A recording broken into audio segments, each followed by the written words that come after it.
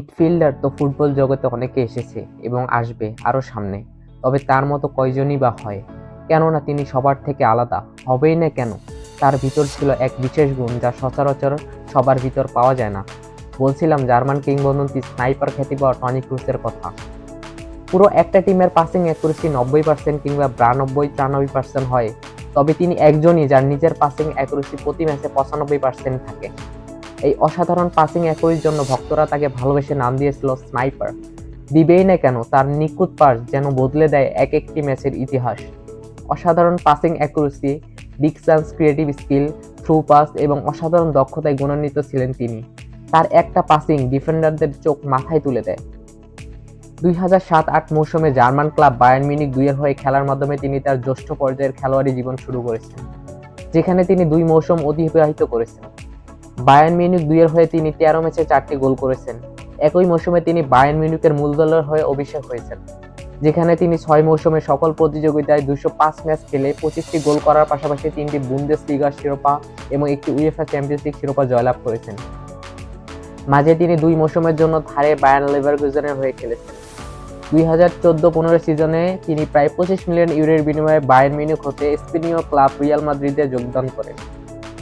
2005 সালে ক্রুজ জার্মানির অনূর্ধ্ব-17 দলের হয়ে জার্মানির বয়সভিত্তিক পর্যায়ে অভিষেক করেছিলেন।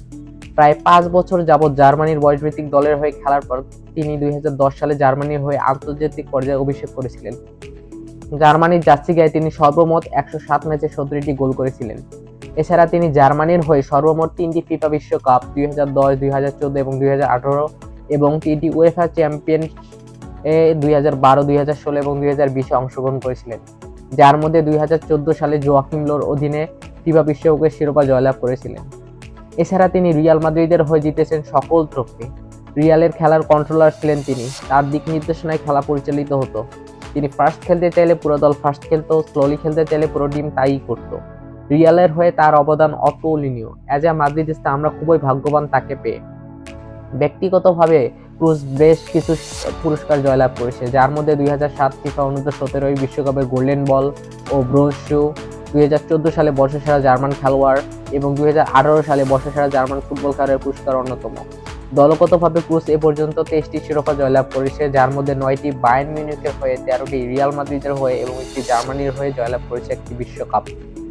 একটা বিখ্যাত উক্তি আছে, ক্রুজ যখন আপনাকে বল ক্রিয়েট করে দিবে, যদি আপনি ফিনিশিং না দিতে পারেন তাহলে আপনি সেই সময় ভুল পজিশনে ছিলেন।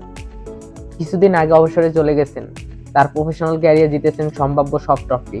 ফুটবলের সোনার হরিণও ছুঁয়ে দেখার স্বাদ পেয়েছিল 2014 সালে। তিনি এখন তার একাডেমিতে ফোকাস দিচ্ছেন। হয়তো তিনি ফুটবল ছেড়ে চলে যাবেন, তবে তার ফ্যানরা সারা জীবন তাকে ভালোবাসবে এবং ছেড়ে যাবে না।